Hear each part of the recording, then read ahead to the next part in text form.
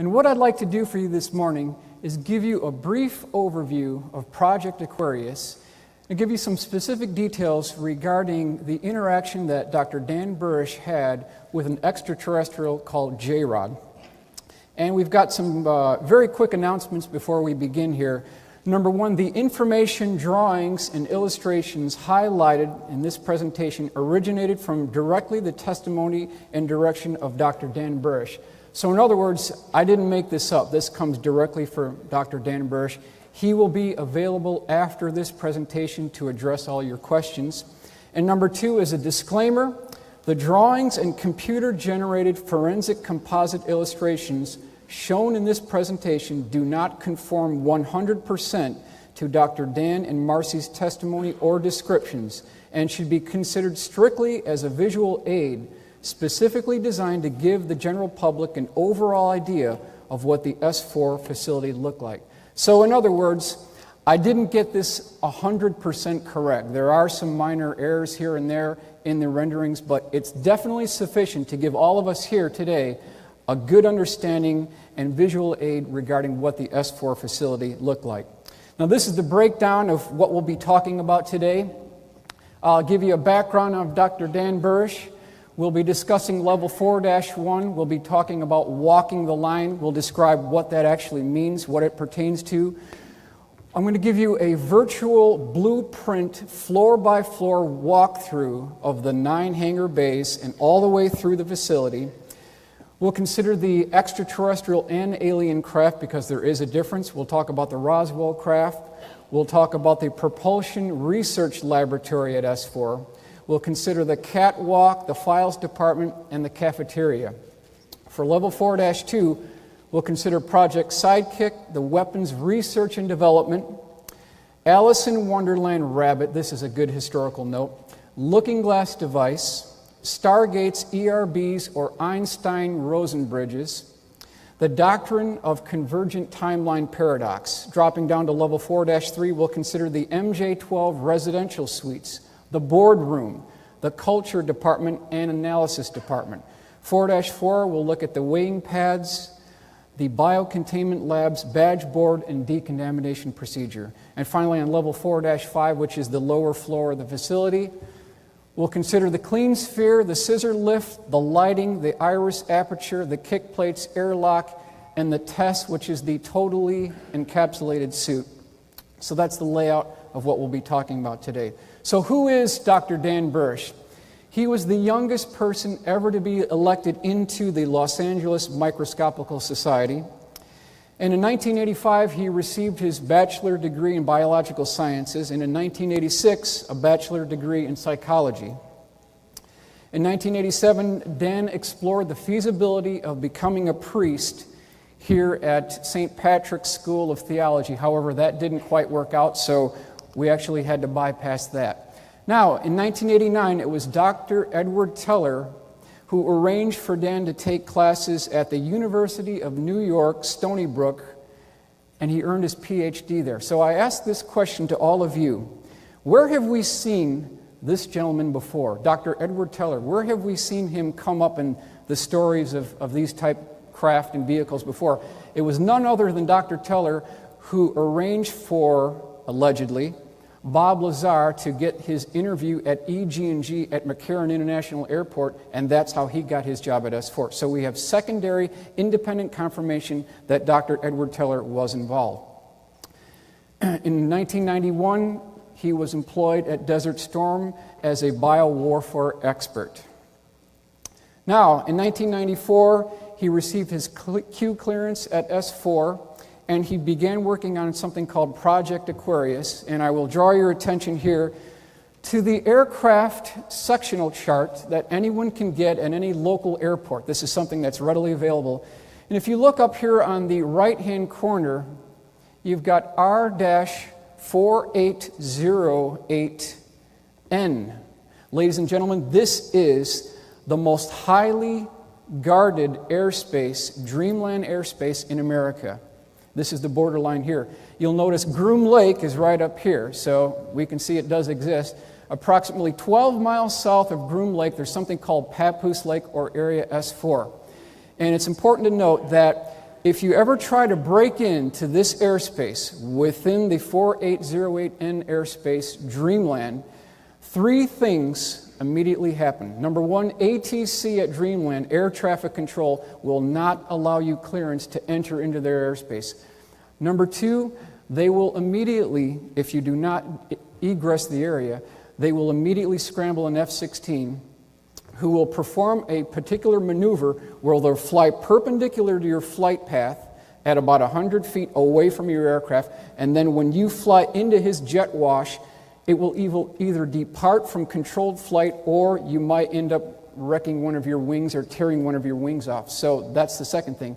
And the third and final thing is you'll receive a final warning to exit the area, and if nothing happens, they will lock on with a Sidewinder missile and they will neutralize the target. So the bottom line is, don't try to break into Dreamland airspace. Okay, so at S4, again, he received his clearance, and he worked under the direction of the Naval Research Laboratory and the Defense Intelligence Agency. So these are the 2 outfits that are running the program at Area S4.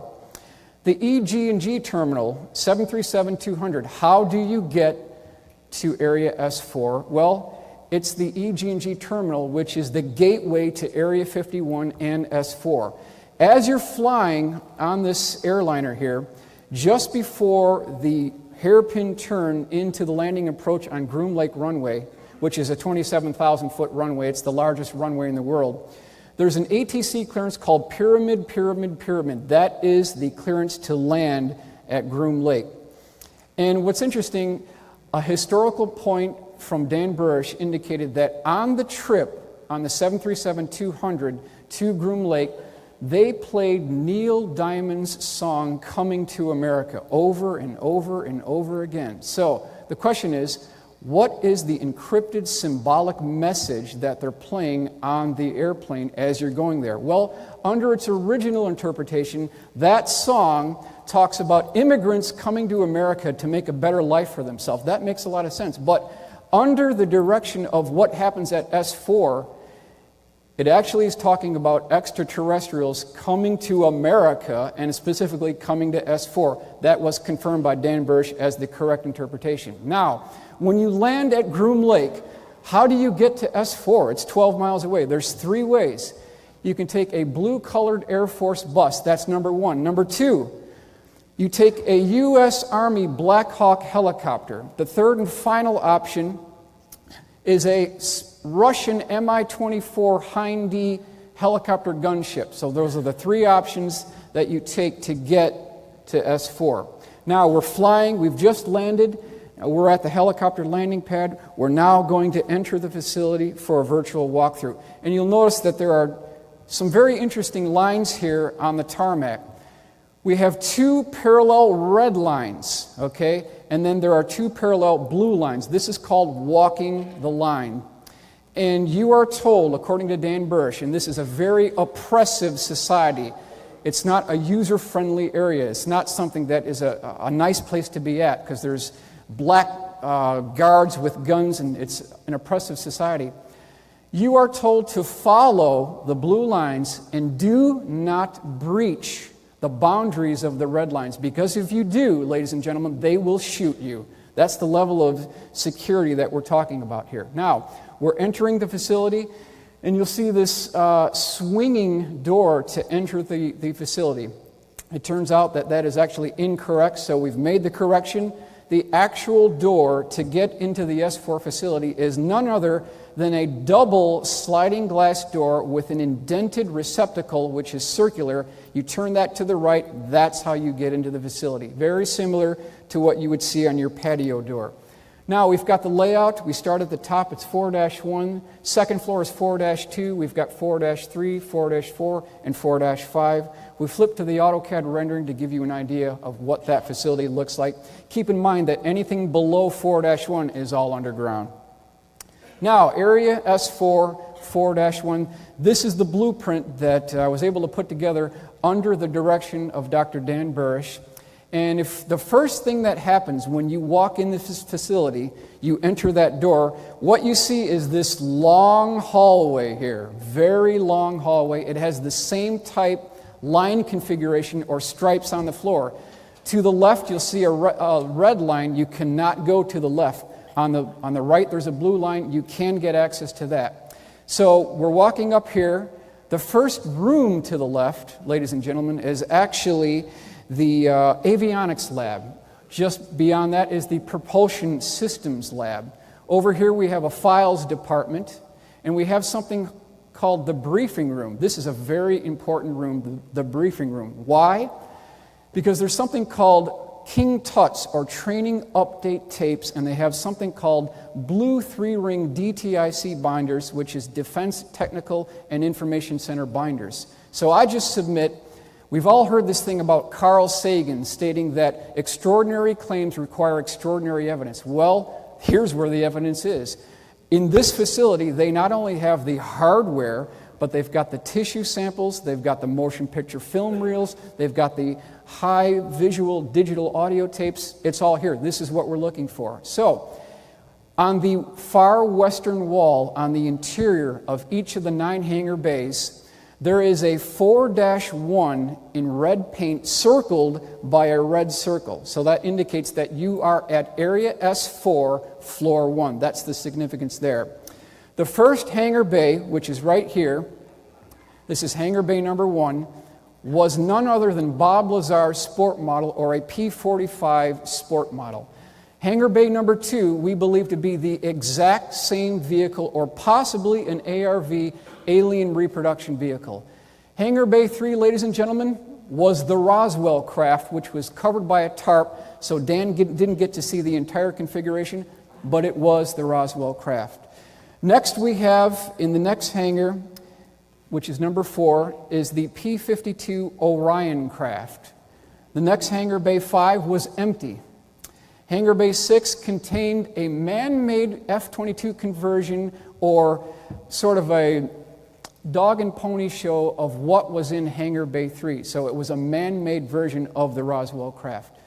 Up here we have, it's believed to be the 1953 crash retrieval in Kingman, Arizona. That was what was in the next hangar, which is 7.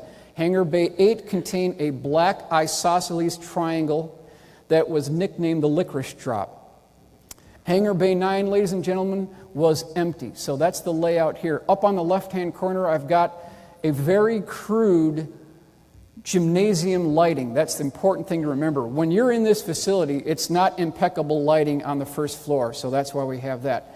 Moving over to the right, we have the biohazard suppression area. We have the overflow files department, and then we have the communication area, and then you'll look over to the bottom right here is the meals ready to eat, or the cafeteria, and you'll notice here that the different colors indicate the compartmentalization of the people who work on different programs at Area S4. So if you work on Project Sidekick, or if you work on Project Galileo, you sit in the red area. If you work on weapons research, you sit in the black area. As we mentioned, orange area is Project Looking Glass. So what they're doing is they're quarantining the employees and engineers who work on the different programs so that these things remain secret.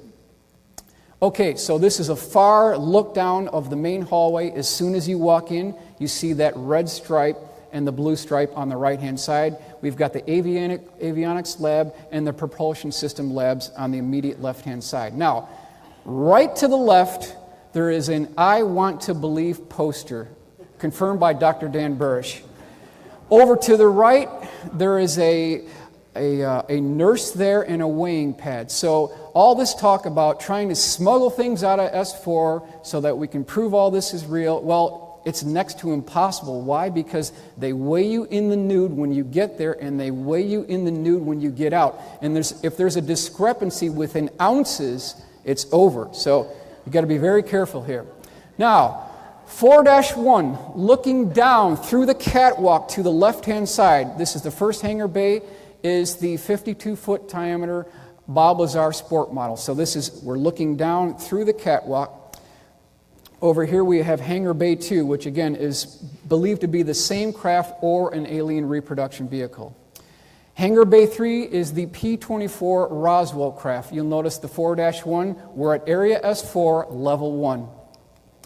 Now, This is interesting. I did not make this statement, but Dr. Dan Burish and even the late geologist Dr. Phil Schneider indicated that the F-22 Raptor, the exterior configuration of the F-22 Raptor was originating from the original Roswell craft. That's a very bombshell statement to make, but if you take away the vertical stabilizers on the F-22 Raptor and then you remove the air intakes and then you do something what Dan Burish told me, is if you drew a spline curve and connected all of the major points or intersecting areas on the Raptor, what you'd end up with, ladies and gentlemen, is the Roswell craft. So this comes directly from Dan Burish. Is there any way to prove this? Well, take a look at the historical legacy on the origin point of stealth technology, and we'll start up here. There is a defining feature that goes through all these configurations. You've got the FB-22 up here. We've got a Russian stealth configuration here.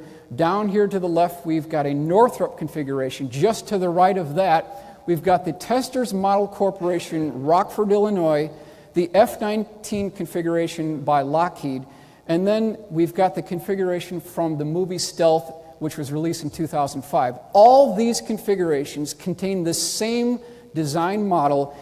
In fact, they contain the same wing root to fuselage joint, which is completely integrated and smooth contoured, identical to the B-2 stealth bomber, to reduce the radar cross signature. That is the defining design feature on these stealth technologies, the same thing you'll see in the Roswell craft. Hangar Bay 4 was a P-52 Orion craft. This is the original configuration. This is the cleaned up configuration on the bottom side by Dr. Dan Burish. Hangar Bays 5 and Bays 9 were empty. And you'll notice too that there are these interesting tracks here, and these were used to pull the craft out of the hangar bays so that they could be test flown on the tarmac immediately from the entrance of the facility.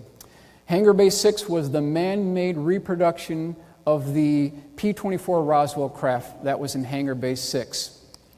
Hangar Bay 7, again, that Dan believed, but not could be completely confirmed, that this was the 1953 Kingman UFO crash retrieval vehicle, was covered by a tarp. Hangar Bay 8 contained a black isosceles triangle. They called it the licorice drop, according to Dan Burish. And I will mention that everything from Hangar Bay 1 to Hangar Bay 7 were all extraterrestrial vehicles. Hangar Bay 8 was the only alien vehicle because there's a difference between extraterrestrials and aliens. And according to Dr. Dan Burish, the exterior configuration, or what it looked like when you saw this craft, it looked like a black liquid mercury that you could fall into. It was a very unique surface texture on this particular craft. So, we've got Bob Lazar stating that S4 exists. That's what he said back in 1988, 1989. We've got Dr. Dan Burish coming forward stating that S4 exists. We also have Bill Uhouse, who worked on the flight simulators at S4 and at Los Alamos National Lab. So we've got three independent people confirming the same thing. You'll see the cutaway AutoCAD drawing originating from Bill Uhouse, indicating that there was a flight simulator, a flying saucer flight simulator that was attached to a gimbal mount, and you could rotate this thing almost up to 90 degrees. There was a diagnostic cable attached to the vehicle when it was static, but when it was energized, the diagnostic cable gets released, and then you could quote-unquote fly the vehicle at that time. So, the P-45 craft was the sport model, measured 52 feet in diameter. It was 16 feet high. It had a smooth, polished aluminum exterior configuration. And then I want to take you inside here, show you some of the interior components. It had three different levels. We've got the lower bay, we've got the mid-deck, and the upper deck. So that's what we've got right there. Now, let's zoom inside. We'll take a look at what it looks like inside. On the bottom section of the vehicle, there were three gravity amplifiers. Right above that, we have the mid-deck, which contained three gravity amplifier heads, three seats that all sat in the same direction, which were too small for human test pilots to fit into. Then we've got a gravity amplifier system here. We've got a antimatter reactor, and a waveguide that goes all the way up through the middeck and what we believe to be the avionics or navigation department right here, and these are not windows. So that's the layout of the sport model according to Mr. Bob Lazar. Now, spend 15 seconds on the propulsion system of this vehicle. Element 115 is machined into triangles at Los Alamos, transported to S4.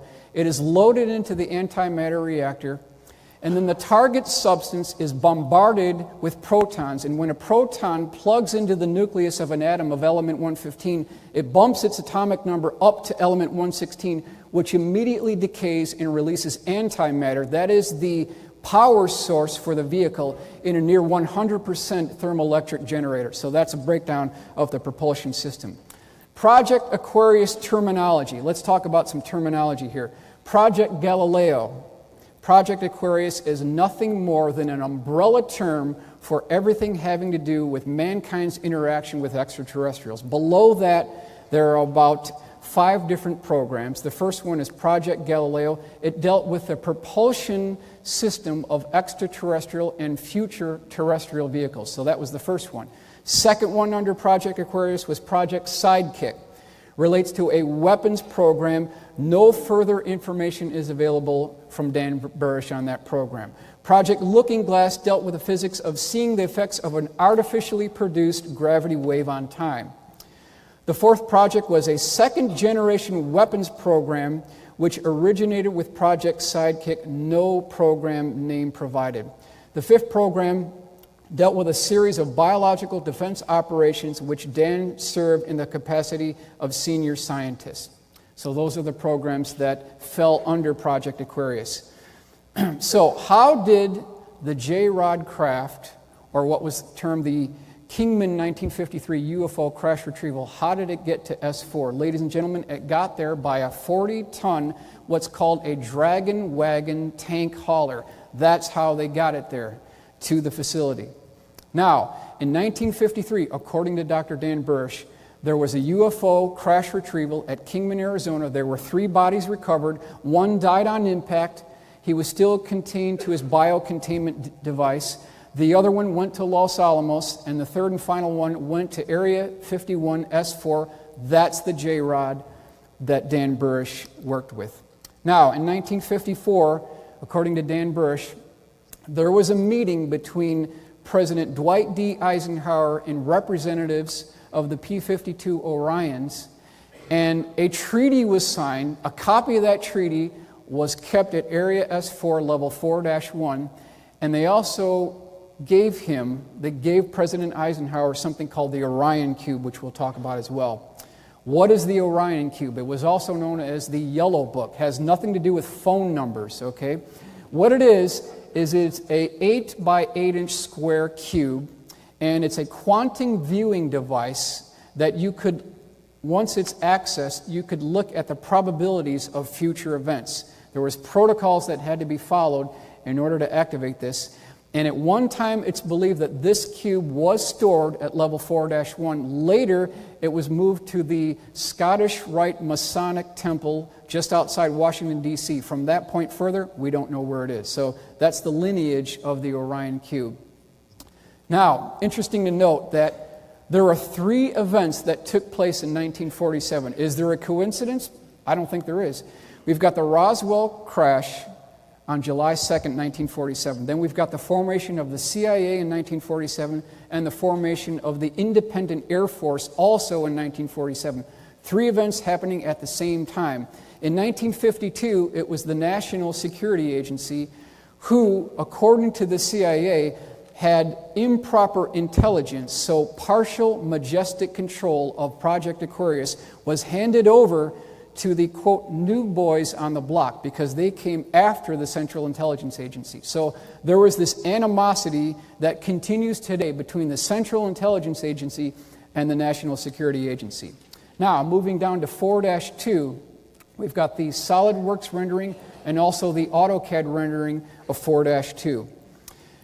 Moving into the facility, the first thing you'll see when you look and walk into level 4-2 is a 3-foot-tall statue of an Alice in Wonderland rabbit. There's a symbolic message that they're giving you here.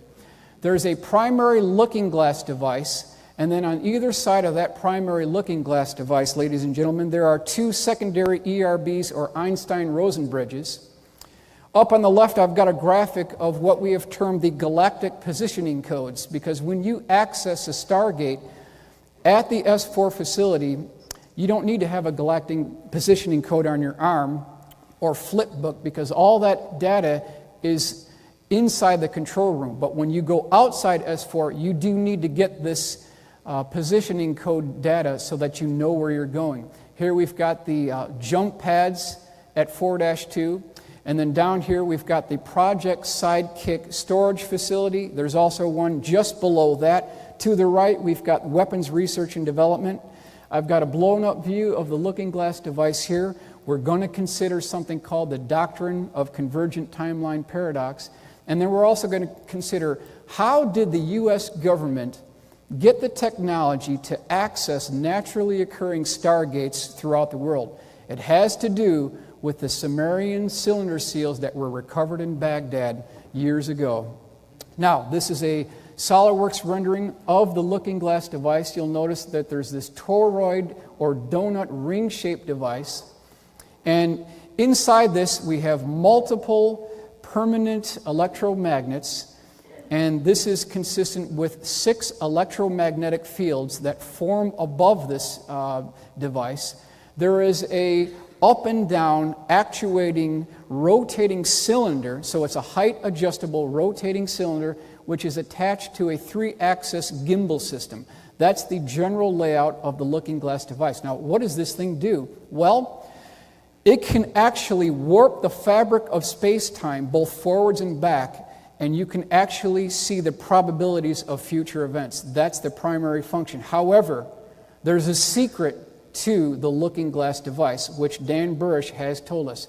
What you can do is you can flip this device up at 45-degree angle, and if you tune it to a slightly different frequency, it can be used as a stargate. So it actually has a dual purpose. You've got these spires or guide rings just above the looking glass device. These are used to guide the electromagnetic field over the looking glass device. It's something that you can hit with your hand. Now, per Dan's comments, there was a 3-foot-tall statue of an Alice in Wonderland rabbit. He had a maroon vest, he had golden fringes, and he had black buttons. He was holding a clock, and this is symbolic that you're going down the rabbit hole into a world that's beyond belief, and that's exactly what happens in the looking glass area. So it was a symbolic encrypted message. Now, when we talk about time travel and we talk about the doctrine of convergent timeline paradox, in my assessment, there is no better illustration of this concept than the movie Back to the Future 2. And they talk about this in that movie. So just to illustrate this, for example, on the bottom here, we've got something called the flow of time, representative of the bottom arrow or timeline 1. That's the timeline we're on. So we're moving down this timeline and everything is fine, everything is great, and then somebody decides to flip on one of these looking glass devices, and this is called the looking glass point of observation. That's right here. Now, we have someone that is looking into the future of probable events. At that point, at that exact point in time, we are no longer, ladies and gentlemen, on timeline 1, but we are now on timeline 2, and we have theoretically, we have affected our future timeline 1. So that's how this works. Now, in this movie, a DeLorean is used to go from the year 1985 to the year 2015. And a character by the name of Biff Tannen, he eventually comes into possession of something called the Gray's Sports Almanac, 1950 to 2005. He picks this up from an 80s memorabilia store. He goes back to the year 1985, and it's a cakewalk. He knows all the results, all the sports scores, to the horse racing, to NFL, to hockey. He turns out to be a billionaire. It's just incredible. But in the process of doing that, he completely destroys himself, everyone he's with, and everything, all the surroundings. So you can see of the catastrophic consequences of looking into the future it has a very serious consequence. And that's borne out by what we see here with the Mayan calendar. Some believe, ladies and gentlemen, that on December 21st of 2012, it's the end of the world. However, some take a more positive approach and indicate that this is a new dawning of an age of enlightenment. And this is, if we flip over to the prophecy rock by the Hopis here, they have a similar motif. They talk about the evolution of mankind's consciousness on this bottom straight line, and then something happens.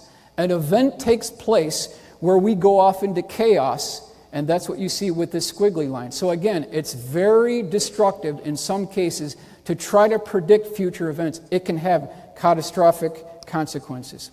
Here you see the rendering, 3D Max Studio rendering of the Looking Glass device. We've got the transport pads in this location. Everything that took place in this facility was recorded on digital videotape. So they have the evidence. There's no question about it. You can see the electromagnetic fields forming above the Looking Glass device. There was a stand clear yellow and black stripe that followed the circumference of the Looking Glass device. Now again, this is Dan Burrish's rendering. We talked about the Looking Glass configuration. It's the general configuration on the upper left-hand corner. And then on the upper right-hand corner, we've rotated the device 45 degrees from the horizontal, and now it's in the, quote, Stargate configuration. So that's what we see there.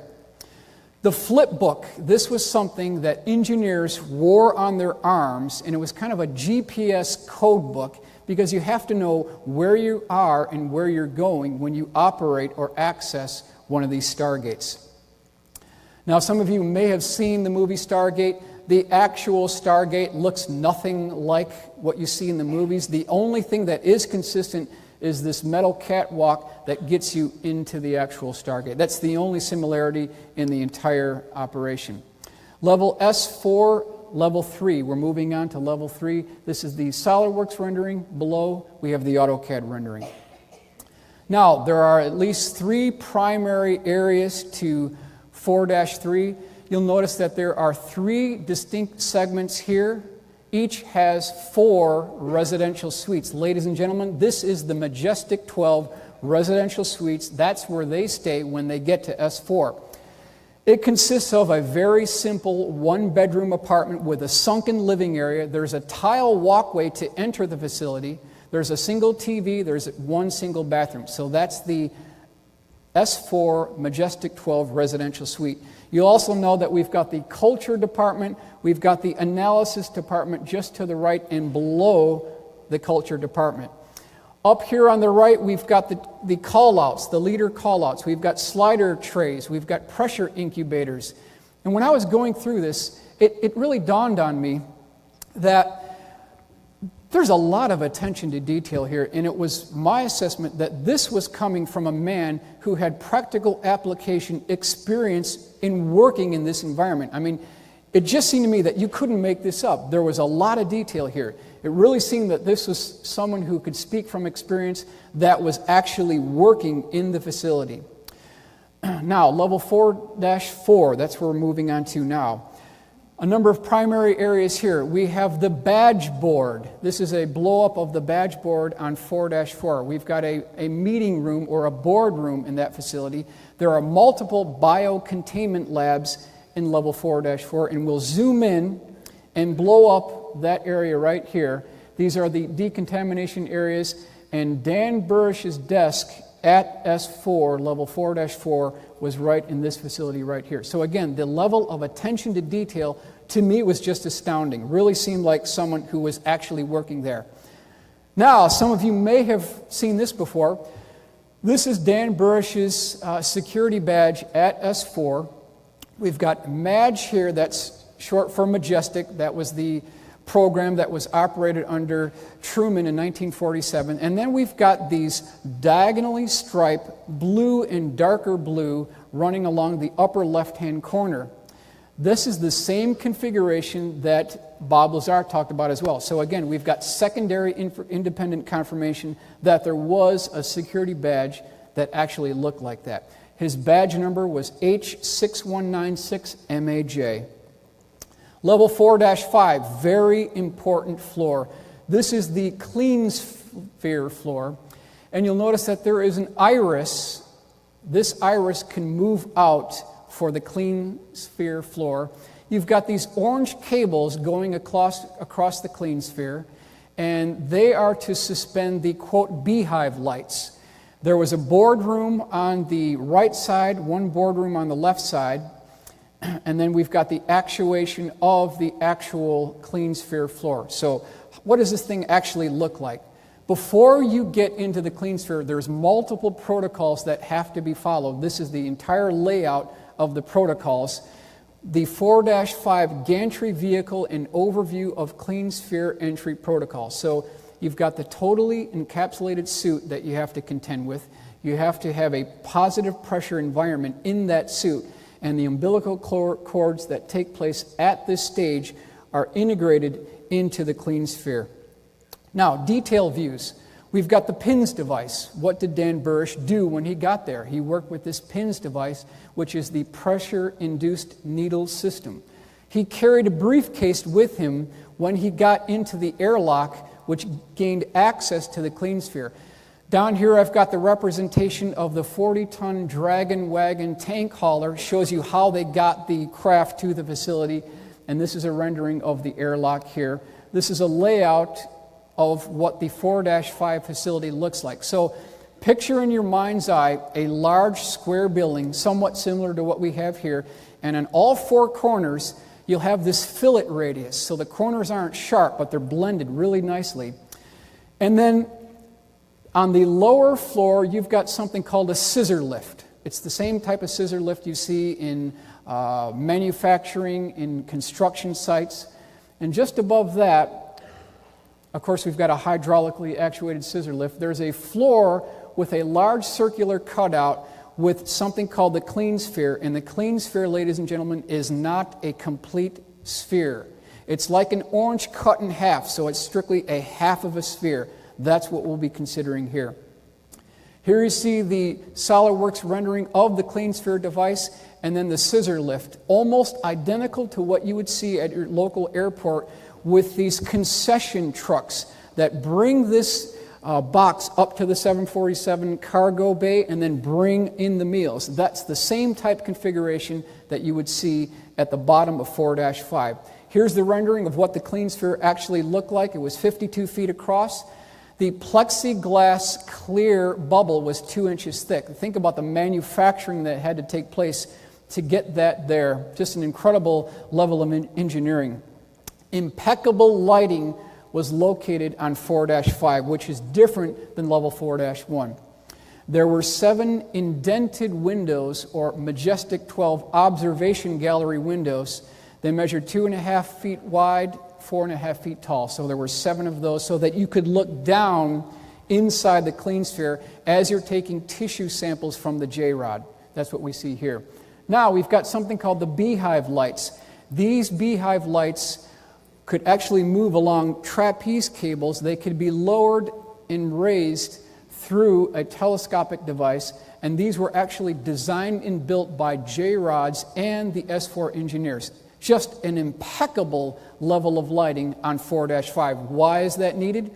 Because you don't want any shadows when you're taking tissue samples from an extraterrestrial. Here you can see the edge of the 4-5 floor, which is in the yellow and black stripe right here, and then also the edge of the clean sphere bubble right here. That's what we're indicating in this illustration. Now, there's something called kick plates that actually are manually operated, and they seal the gap between the clean sphere edge and the floor of 4-5, the opening. That's what they do. And according to Dan Burish, these were done by hand manually, and when you slam these down, there's a big bang that takes place. So it's something that he really stressed. Here we see the scissor lift lifting the clean sphere up to the second floor of 4-5.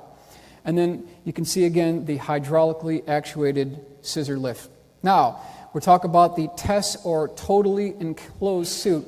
Similar to what you would see in the Gemini, Mercury, even the Apollo program of 1969. It's a positive pressure suit to keep out biocontaminants. That's actually its job. And when Dan Burrish was at 4-5 inside the clean sphere, he was taking upwards of 300 tissue samples from the JROD because he suffered from a genetic neuropathy defect. And the overall program was to find a cure for that genetic defect. And one way they did that is to use this pressure-induced needle system that Dr. Dan Burrish personally told me was very small. He called it a Saturday night special. And it had a pneumatically actuated hose off the aft end of the pins device. There was a small cartridge that was loaded right inside the shaft here, and you could take the tissue samples that was sent up to the analysis department. So that's how they did that. He also carried a briefing case with him with multiple needles and cartridges that went inside the clean sphere as well. Now again, remember, they weigh you in the nude when you get in, then when you drop down to 4-5, they weigh you in the nude again. So there's just no way you're going to sneak anything out of 4-5. This is a very well done pencil sketch by Mark McCandlish, who is again the world's premier aerospace illustrator, showing Dan Burrish being suited up in the test suit and then entering the airlock or decontamination chamber for entry into the clean sphere. Now, what in the world does JROD mean? I mean, we've heard this before. In its simplest terms, JROD means 15 because J on the computer keyboard is the 10th letter in the English language. The dash or rod was symbolic of the Mayan glyph that indicated the number 5. So you put those together, you get 15. That's also symbolic because he traveled from 15 light years away to get to Earth. So that's the definition of JROD and how he got his name. Now, 2 quotes from Dan Burrish that are very important. He said, "I have never met an alien, but I have met an extraterrestrial. The difference being that an extraterrestrial such as a JROD is actually a future human and therefore shares a same human lineage. A true alien, on the other hand, would bear no such human lineage." So that's the difference between an extraterrestrial and an alien. Now, when he was working there, you can see him with the PINS device taking samples from the JROD. And he was called Keala, a little bit of description of what he looked like. He measured 3.5 feet tall. He had dark brown appearance, very black inset eyes, a disproportionately large head.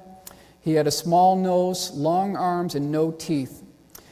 Interesting to note that the designation for this particular JROD was EBE-53AZ2. That stands for Extraterrestrial Biological Entity, 1953 UFO Crash Retrieval, Kingman, Arizona, number 2. Because remember, the first one died on impact. The other one went to a Y-11 facility at Los Alamos.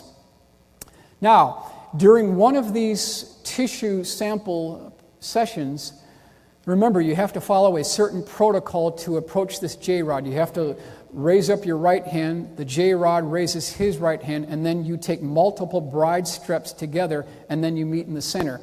During one occasion within the clean sphere, the JROD, who was known as Keala, he broke the protocol, rushed Dan, and they had developed a friendship at this time. So this had never happened before, and he wasn't under attack, but Dan Burrish was startled about what took place. He stepped back and accidentally caught his boot of the total encapsulated suit on the grid structure of the bottom of floor of 4-5, and he tripped over backwards on his oxygen tank, and the JROD proceeded to infuse into him a tremendous amount of material having to do with future events. So it's incredible what took place inside the clean sphere. This is an illustration by Mark McCandlish showing the decontamination process within the airlock for entry into the 4-5 facility. Now, again, how did they get this technology to access these naturally occurring stargates? Ladies and gentlemen, they got those from the Sumerian cylinder seals, in some cases from the Baghdad Museum. Now, what you'll do here is you'll take a piece of wet clay and you'll roll that over the clay, the cylinder seal, and you'll end up with this positive relief. Now, according to Dan Burrish, what the government figured out how to do is you take a mirror, go right down the center line of one of these glyphs, and you get a mirror image, which is nothing more than a blueprint on how you access these naturally occurring stargates. That's how they did it. That's how they did it. Now, in 2003, something interesting happened. JROD was moved from his position within the Clean Sphere 4-5 facility. He was flown to Abydos Temple, which is down the Nile River. Perhaps some of you have been there, actually. And remember, he has to be in his own positive pressure atmospheric environment or he'll die. So they ended up building a stroller for him. This is Dr. Dan Burish's illustration of what that stroller actually looked like. And recall, too, that they were friends at the time. So Dan Burish was sad that JROD could not go home to his family and be with his family. He had a compassion for him. So in this act of compassion, during the accessing by the government of one of these naturally occurring stargates at Abydos Temple, Dan Burish thrust forward that stroller and pushed Kayla into this stargate, sending him home. However, Dan and the stroller device were kicked out. He got into a lot of trouble for this, but it was an act of compassion on Dr. Dan Burish. There is a very interesting piece of nostalgia at the end of Groom Lake Runway, according to Dan Burish. There is a sign there that has multiple arrows pointing in every direction, and the sign says home. And this is a symbolic message that what takes place at S4, perhaps Groom Lake, home is underground, it's in outer space, it's north, it's east, it's west, home is everywhere. There's a symbolic encrypted message being employed in this symbol here. So, ladies and gentlemen, I think it's really important that we honor the courage that Dan Burish had to come forward and give us this information regarding the specific details of the S4 facility and providing all of us a potential for a very bright future which is on the nearby horizon, and I want to thank you for your attention.